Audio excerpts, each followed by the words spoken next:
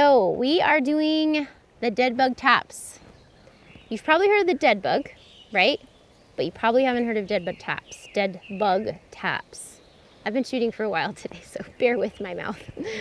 So Deadbug you've probably seen, which is basically when we're like this and we go like this, or sorry, head on ground, like that, okay? Something like that. I'm not doing great form right now, but the point is, people show you this in workout classes and they're like, hey, we're gonna do dead bugs and here we go. And it's like so hard. And when I'm doing it, I mean, my core is like shaking like a leaf in the biggest windstorm in history. And I'm like pressing my back into the ground to try to not like just totally fall over. It's way beyond me. And this is, okay, I'm a person who's done a fair amount of working out. So I came to the conclusion that dead bugs are an advanced core exercise, at least for the vast majority of us, and it's not something you just throw out there to someone for the first time. They're super hard.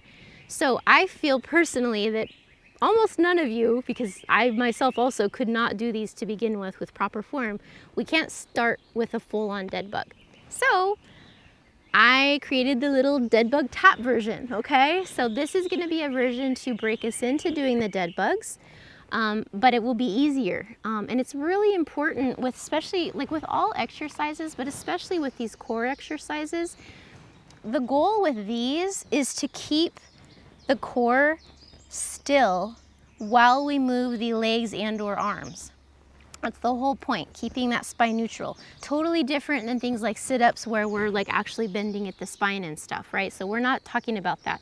All these other neutral core exercises, like the ones done in Pilates, like the dead bug and the single leg stretch, those are meant to keep this still, which is incredibly hard to do if it's not something that you've been trained in, and I hadn't been. So we want to make sure that we're learning to do it the right way, or we're really not going to get the benefit of the exercise. So for the dead bug taps, even with that one, there's ways to progress it, but we're just going to only be moving the legs, keeping the arms stationary. That's going to make it more doable. And I'll go over with you about activating the transverse abdominis, but I just wanted to throw that out there, and let's go ahead and get started with the dead bug taps. All right, so let's get into position for the dead bug taps. We're gonna start laying on our back like this. And the first thing we do before we do anything else is we want to activate the proper abdominal muscles. So I know the word transverse abdominis sounds really scientific, and I tend to get not too interested in stuff that sound too scientific and highfalutin, but this is a very important core muscle. It is below the six-pack muscle, so no matter how fit you got, if you did, you would never see it, but yet it plays a really important role in like everything we do, even in deadlifts and squats, right? So the way to activate this muscle is to pull the belly button into the spine. You want to think about pulling the abs in, almost kind of trying to scoop out your abdominal area, okay? And what can happen is that our abdominal muscles can pooch out. And I already know what you're thinking, because I thought this when I was first learning this, when she's like, don't let the abdominal muscles pooch out because then your rectus abdominis is pooching out. I'm like, hey, I have some flab here and it just pooches out and it's called fat. Like, so we're not talking about fat. We're not talking about, extra stuff around our midriff. That stuff is all fine and good.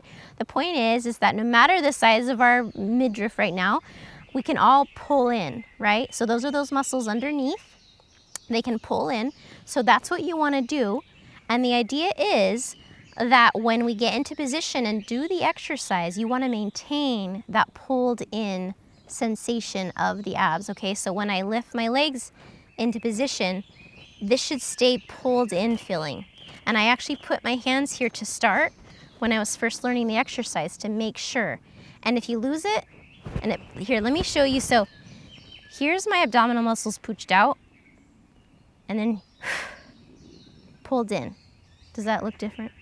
Okay, good, it should. So that's the difference between those muscles and different ones pushing out versus pulling in. So if we have that pulled in, we know those are the muscles we want to be working. And if it's not like that, they won't be actively working, okay? So that's why it's important. So I find if I breathe out like that, it helps me contract them, and you should feel that tension here underneath when you kind of push your fingers in. And then you're gonna lift your legs into this tabletop position, hip and knee bent to 90. And the idea is, which I'll show you in a second, when we do the exercise, we wanna keep that pulled in sensation. This shouldn't be like coming out as we do the exercise, okay? It can take a little practice to get a feel for it, so take your time with it. And one thing you can do if you feel like you're struggling, like you can get into the position from here, but then when you bring your legs up or try to do the exercise like it's kind of pooching out, what you can do is just practice keeping your feet on the ground and just practice engaging them and disengaging just like this, and just kind of get used to what that feeling is.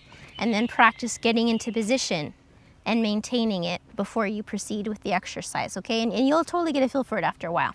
Hi, I'm Rizal.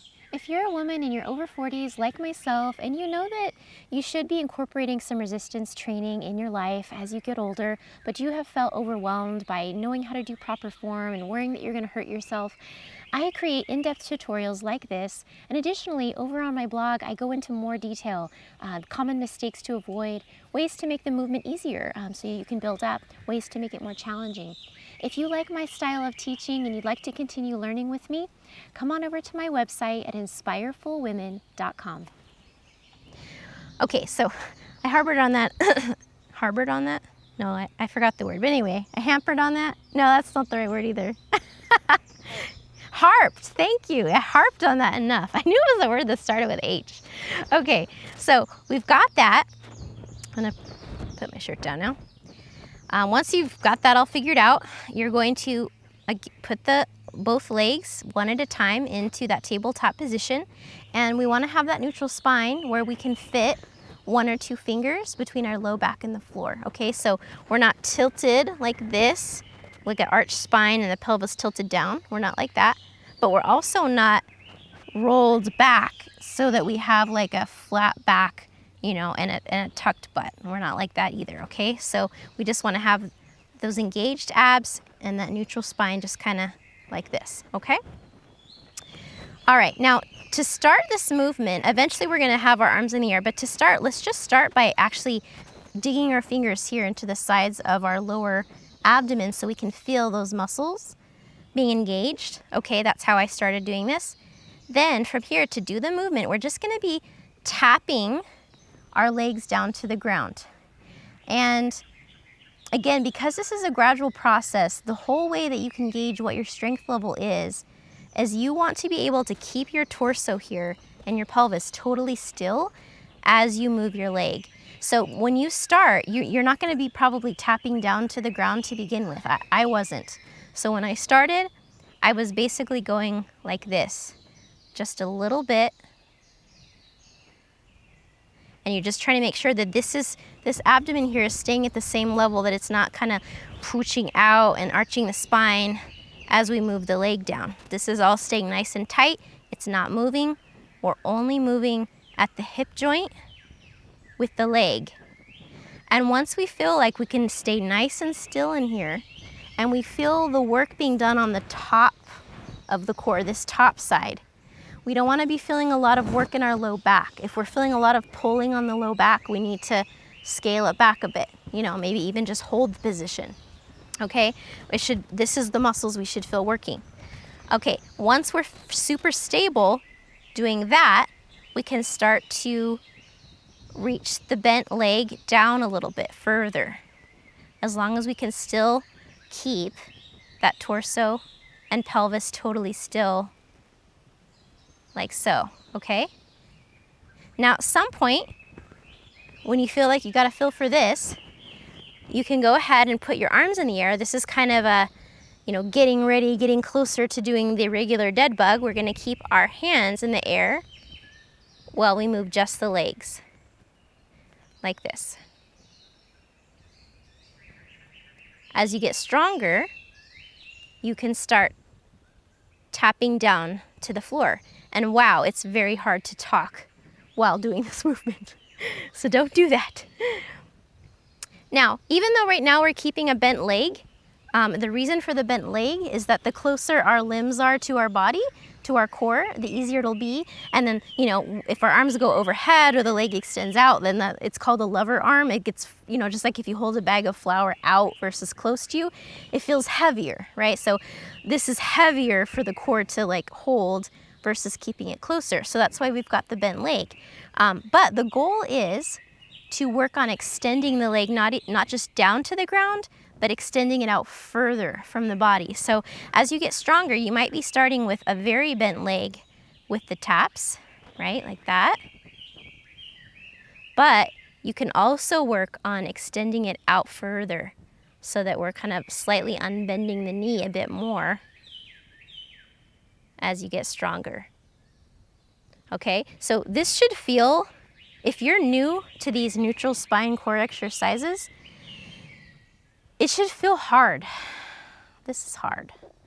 And then when you get more capable with that, you can move on to the dead bug.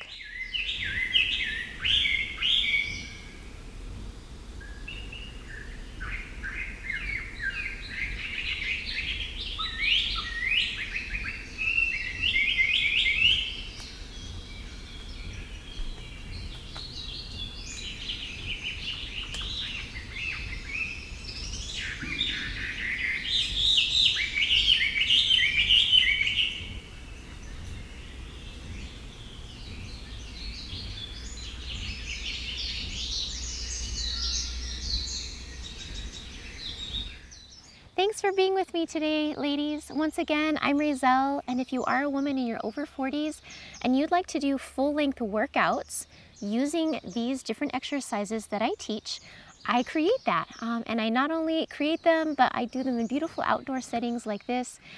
And one thing that's unique outside of the setting is the music. I use much more chill music than you're gonna hear in most workout classes. So if you're ready to feel more chill and more peaceful while you're exercising and you like my style of teaching, come on over to my website at inspirefulwomen.com.